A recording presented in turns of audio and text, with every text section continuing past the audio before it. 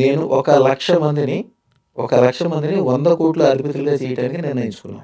అదృష్టత్రం పెట్టుకుందామని మీ మనసులోకి వచ్చిందంటేనే మీ అంతటికి మీది రాదది. అమ్మవారి అనుగ్రహం ఉంటేనే మీ కుటుంబం గొప్పగా ఉండాలి. మీరు ధనవంతంగా ఉండాలి. మీరు 10 మందికి సాయం చేసే పొజిషన్‌లో ఉండాలి. ఆరోగ్యంగా, ఆనందంగా ఉండాలి.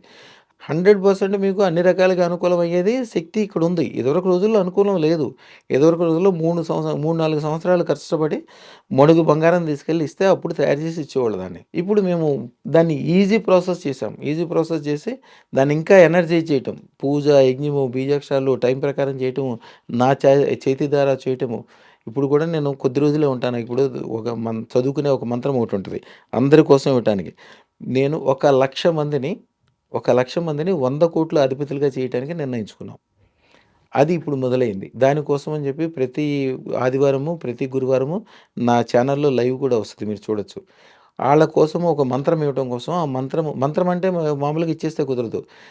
అది దాని యొక్క శక్తిని మనం ఎన్హాన్స్ చేయగలగాలి. అది హిమాలయాల్లో కొన్ని సంవత్సరాలు తపస్సు చేస్తే గాని అవ్వదు.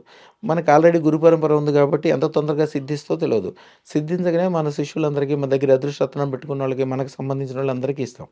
హ్మ్. ఆళ్ళు ఏది అనుకుంటే అది అప్పటికప్పుడు అవ్వాల్సిందే. ఎప్పుడో కాదు. మట్టి పట్టుకుంటే బంగారం ఇవ్వాల్సిందే. అదృష్టరత్నం యొక్క పవర్ దానికే చెప్పబడుతుంది.